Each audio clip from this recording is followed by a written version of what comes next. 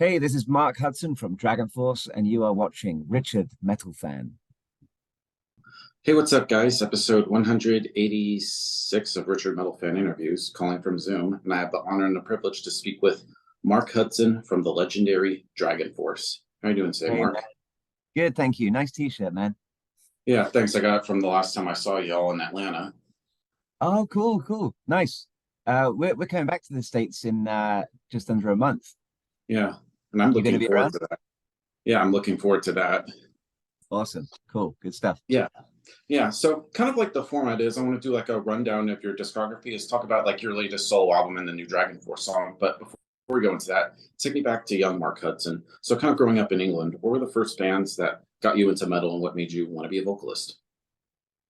So I'd say that the bands that got me into metal are not really the bands that kind of inspire me musically that much these days. But I kind of started off like a lot of teenagers do with like Metallica and Megadeth and all that kind of stuff. And back then, I just wanted to play guitar more than anything. So I was playing in bands with my friends, doing some cover songs. And then the singing thing just kind of came about because we couldn't find a singer who was very good. And then so I decided that I was going to try, and I also wasn't very good. But with a bit of practice and everything, I kind of took over the vocal duties of the band, and we were started moving into the kind of power metal genre like shortly after that, really. So, which obviously is a bit more vocally challenging. So it took a bit of work. All right. And what were your bands pre-Dragon Force? Because I don't think nobody's ever asked you that. Yeah, I mean, the thing is that you wouldn't find them even if you Googled them anyway. So they were very, very small bands around like the Oxford and Reading area. So I mean, yeah, I won't even give the names actually because I don't think anyone's ever got the names. But yeah, just bands that would draw like 30 people to a pub. That's the kind of band I was in. Yeah. And so how did you end up joining Dragon Force? Because I think they were doing auditions and I believe you joined in 2011. Yeah, that's right. So I basically did an online audition. So I just recorded a video of myself singing Last Journey Home and then Through the Fire and the Flames. And then later I filmed Fury of the Storm, but I just sent that one directly to Dragon Force.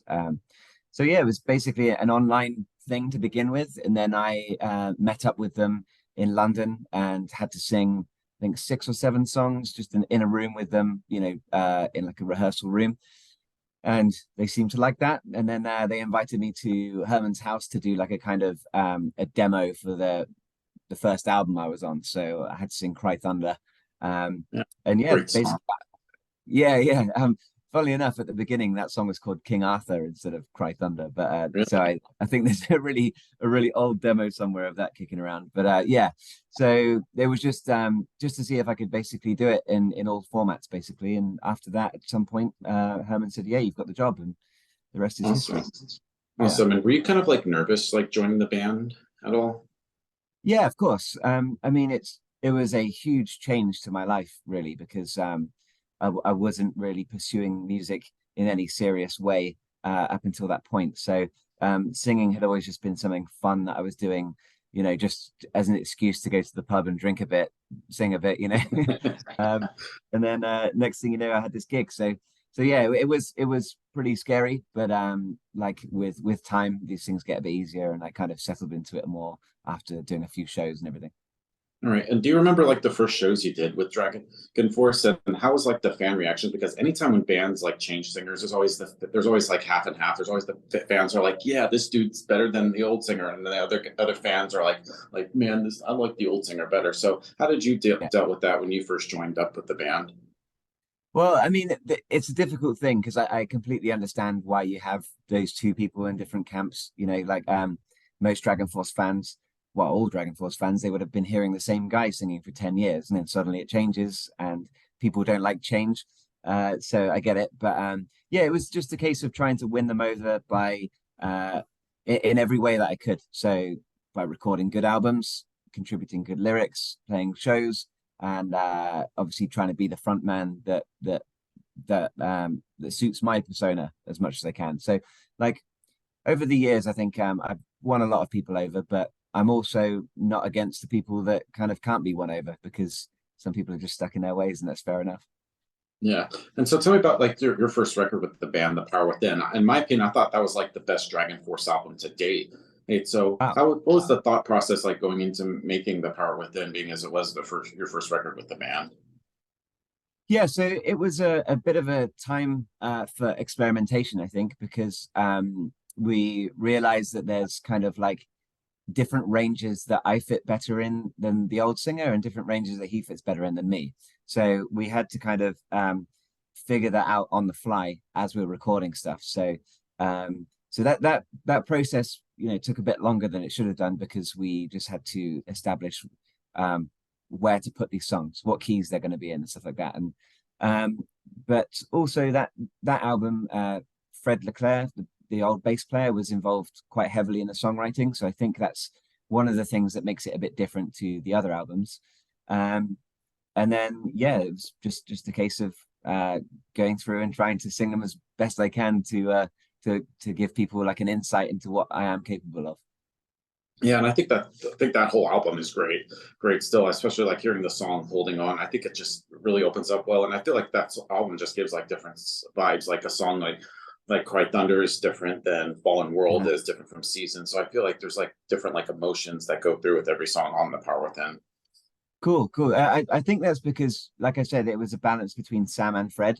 So I think it does have that slight extra diversity in terms of the songwriting approach from both their influences. All right, and then the next album, "Maximum Overload." I like that album. Did you feel like more comfortable with that album in terms of like the songwriting? Yeah, I'm just I'm trying to remember the album now.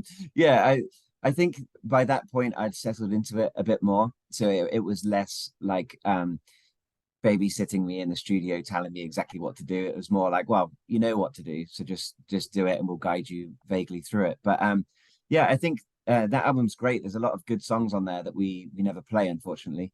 Um, and I think the production of the album is actually pretty good too. That was I think that was the one that Fascination Street Studios did.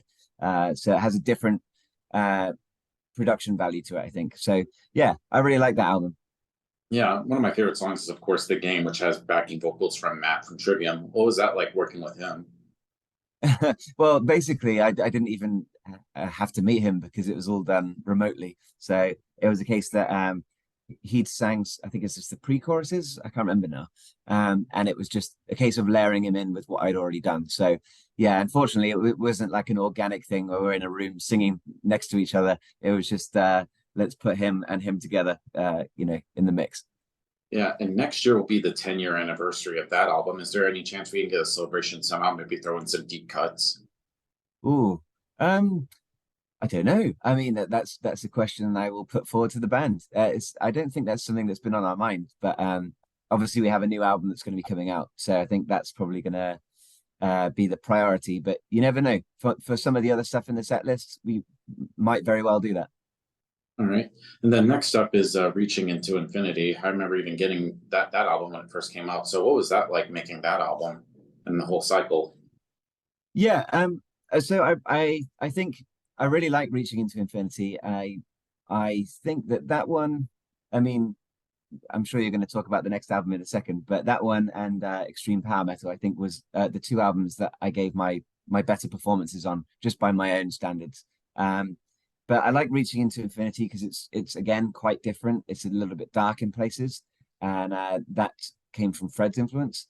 So I think that's quite a cool album because you get a nice balance of the signature Dragonforce sound with a bit of Fred's darker, slightly progressive influences as well. Yeah, and it was also you also had a new drummer, G. Anzalone. That was in Of "Reaching to Infinity" was his first album with the band. How did he end up course. joining? And did he maybe bring in something new rhythmically to Dragon Force that y'all didn't have previously? So to be honest with you, I didn't have anything to do with his the selection of the new drummer. It was just uh, basically one day they said, Yeah, I had an interruption. All good. "No worries, no worries." Um, Basically one day, well, it was actually for the filming of the music video. I had a knock on my hotel room, and it was G, and he's like, "Oh, hey man, I'm the new drummer." So that's how I met him. That the whole sort of decision making process was done without the influence of some of the other members. So, but yeah, I mean, I think he's brought a lot to the band, especially live. He's an amazing player, and yeah, I think in terms of recording as well. I think he's done an amazing job, especially on some of the stuff I've heard from this latest album. Yeah, and one of my favorite songs from Reaching to Infinity, I can't forget which one. It's the longest song he did, was like 11 minutes. And Oh, it's is it Edge of the World? Oh yeah, that was it. I love that song. How did that song come to be? I considered it kind of like you guys is like Rhyme of the Ancient Mariner in a way. Yeah, yeah. No, I agree with you. So that song was one of Fred's compositions, and yeah, the sort of the idea was that it was going to be a sort of concept song where the lyrics were actually about a specific subject, like telling a story from start to finish. And I think the music reflects that really well as well, especially with the middle section being a complete departure from the rest of it. And Fred got to showcase some of his like prog side as well, which I thought was really cool. Yeah. But yeah, that has to be actually one of the only songs I go back and listen to for my own personal pleasure is that song. So because I tend to make the album and then never listen to it again after that, but Yeah. I do come back to that song sometimes. Yeah, and I love how you did some like screaming in there. And when I saw you live in 2017, when you played that album, not the album, that song, I was like, holy shit, you can scream. I thought I could only Oh, sing. cool. Yeah. I try not to scream too often, but I kind of can do it, but it's not my specialty by any means. Yeah. And then of course your last album, Extreme Power Metal. I love that album, especially where it had like the kind of like sci-fi kind of video game aspects. Where did that album come to be? So yeah, I think that's just an amalgamation of the band's kind of like love for retro games and like 80s stuff. I think Sam is still living in the 80s. And so yeah, we just took a lot of those influences and stuck it into the music and just tried to make a really fun album. But like I said, that for me, I think is like as far as I can gauge, like the general public's reaction to that album wasn't quite as good as I was thinking it would be. Because I think performance-wise, that's one of the best, but I guess everyone has their own opinion. Yeah, and I also love how you covered Dion song from which I thought was you guys made it fucking awesome. Like, how did that idea come to be to cover My Heart Will Carry On? Well, there's basically I think we were shooting over ideas to each other about something that would lend itself to power metal really well, but also something that would be kind of funny. And that was top of the list really. Like we went through a bunch of other ones. We're like, no, that would be the coolest one, and it's really fun to play live as well. That's like my highlight of the show. For some reason, is playing that song. Yeah. And kind of breaking away from Dragonforce, you recently released your debut solo album, Starbound Stories, which is out now through Napalm Records. So what is kind of like the significance of the title of the album? So the title of the album really comes from the fact that I think that the scope of the music is like just like Dragonforce is like larger than life. And I wanted the title to be as epic as the music is. So the fact Starbound, like it's shooting for the stars, and then the stories bit kind of came from the fact that I think all the songs are pretty different from each other, and to me they feel like different chapters in a book. So Starbound Stories was just like it just popped into my head, and I was like, fuck, that completely like captures the essence of what this is. So yeah, that's how that came about. Yeah. What inspired you to make a solo album? So it all basically came from the fact that the pandemic was happening, actually, because I was on tour with Dragonforce in the US, and we had to cancel it halfway through because they were closing venues like everywhere we went. It was like, this venue's closing temporarily, obviously. And so we had to fly home. And then during that time, I had a lot of time on my hands, and I just thought, instead of doing what I want to do, which is nothing at all and playing video games, I'm going to try and do something creative. So I teamed up with the keyboard player, Shaz D, who's also the songwriter. And we just started hashing out ideas, basically. And next thing you know, we were listening to it thinking, fuck, this is good enough. We could make an album out of this. And then we did, basically. Yeah. And what was sort of like the mind frame, like working on a solo album as opposed to working with Dragonforce? I mean, it was basically a completely different experience. Like there's not a single element that was common between the two. Doing this album meant that not only all the legwork has to be done by me because there's no band to help out. But it's also the success or failure of it is also going to be on my shoulders. So because it's a personal thing, and between myself and the keyboard player, we basically made the whole thing come into fruition. So yeah, I had to obviously figure out what record label to go to, who to get to do design the artwork, and go through all the lyrics and all the other stuff and all the guest musicians. So it was a lot of work, but I think it was a really cool experience, and it's making me want to do more because the the level of difficulty was higher, but then the reward is higher, I guess. So yeah. Yeah. And how long did it take to make this album? Because you mentioned like this was written like during the pandemic. Did like the pandemic at all sort of like influence the album at all, or just wanted to keep that kind of separate?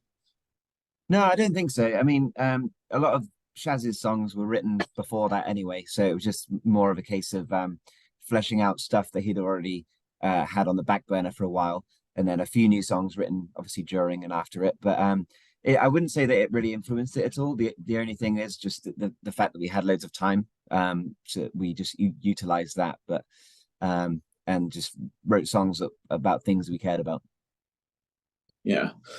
Yeah, and of course, you recently also got signed to Napalm Records. Same thing with like Dragonforce. So, what is that like working with Napalm Records with this album, and how has like the relationship been? Really cool. Yeah. I mean, they're an amazing label to work with, and they've facilitated the album launch and all the promotion stuff for me. So all that side of things is really cool. But this is my first time ever dealing with a label directly, so I kind of had no idea what it was going to be like. And so far, they've surpassed all my expectations and done an amazing job. So I think it was a good choice. Yeah, and I love the songs on here. Like the first time I heard Astrolife, it does pretty much like the most like sounding of Dragonforce, but even going into like the title track, it's pretty much the whole vibe. I guess like something from like an anime May opening. Is that like kind of like the thing you wanted for this album? Because I know we're pretty much influenced by anime and stuff. Yeah, so I wanted to keep the essence of Dragonforce there in some songs, specifically for the purpose of not alienating Dragonforce fans who come and want to discover my album. But at the same time, both myself and the keyboard player still like power metal deep down. So that's kind of like the heart of this album. But then we wanted to take in influences from things like anime opening soundtracks to video game soundtracks to Japanese pop music, Japanese rock, and all that kind of stuff. So yeah, we just kind of took those influences and wrapped it up in a kind of power metal instrumentation, I guess. Yeah, and kind of like a fun question, what's your favorite anime? Well, I mean, here's the funny thing. I'm more like into the music than I am into the anime itself.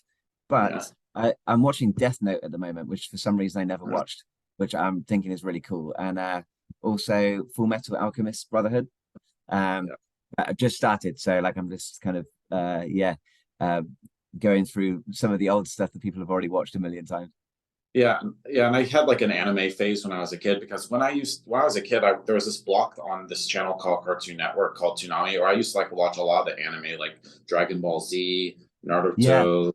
so all that stuff. But I nowadays I'm kind of like I kind of grew out of that. I still like a couple of those occasionally, but I actually was really into like Digimon, and I always say it's better than Pokemon just in terms of like the stories and like the character development. And it pretty much got dark, especially for like a kids show back when I was watching it. Really? Yeah, we had Cartoon Network and Toonami in England as well, but I think they only showed Dragon Ball Z, so I watched all of that. But all the other stuff, it was like mostly, well, it wasn't anime stuff at all. But yeah, I started on Dragon Ball Z myself, so yeah, it's still a good show, even though it takes 3 episodes just to throw a punch.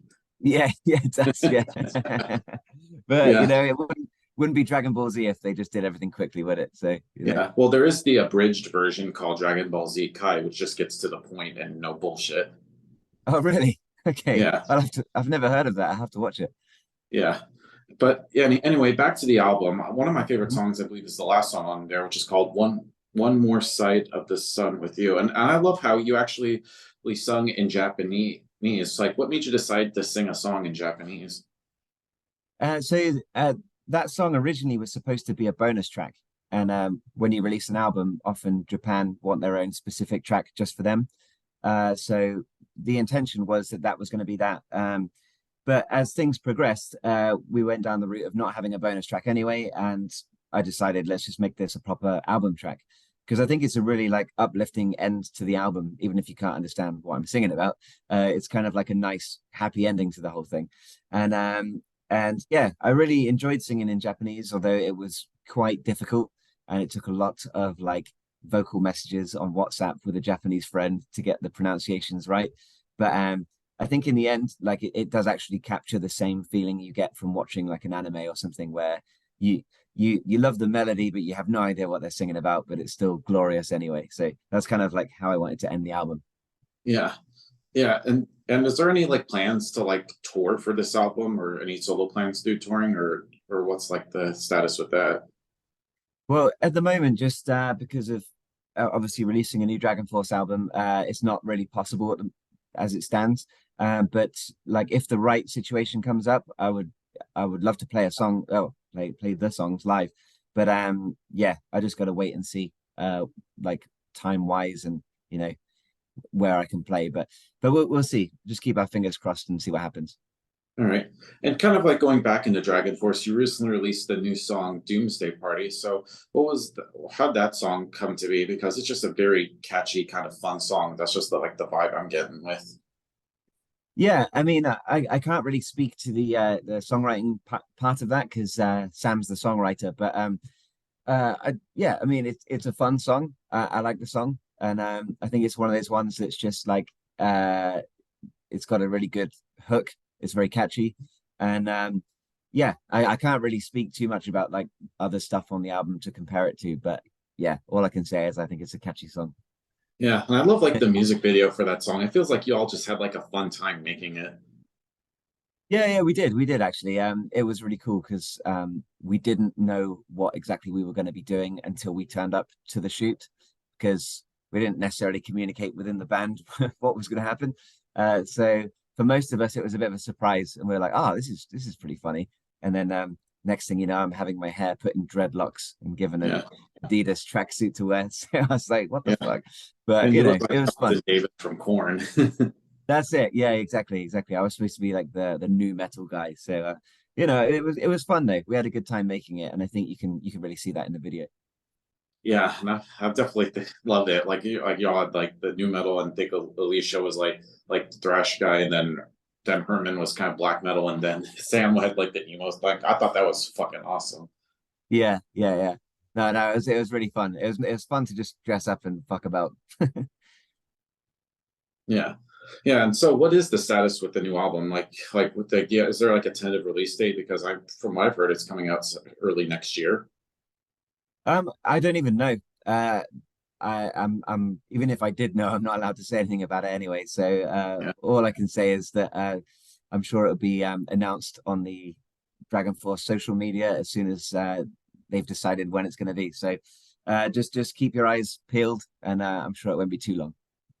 Awesome. And so, kind of like in the end to wrap things up, what's next for you, like solo wise or with Dragon Force? I know you got that tour with Amaranth coming up next month, and I'm looking forward to seeing you in Atlanta. Is there just anything else you would like to plug? I mean, not really. I mean, I'm going to be like so busy with the Dragon Force stuff for the foreseeable future, but I'm planning on hopefully releasing one more music video for Starbound Stories. So I think it's for a song that really deserved to have a music video before, but we just didn't do. So people can keep an eye open on my social media and Napalm's channel, and hopefully I'll have something released fairly soon. But it's not set in stone yet, so we'll see. Awesome. So thank you, Mark, for this conversation. I'm so glad to finally have Dragon Force on the show. There's just any final words you want to say to the viewers that are watching this? I mean, just to say thank you for watching the channel and supporting both yourself and me, and check out my new album if you haven't done so already. Starbound Stories out now. You can listen to it on Spotify, and there's 3 music videos up on YouTube, so you can check those out as well. Awesome. So everybody, Mark Hudson from Dragon Force. We'll see you next time.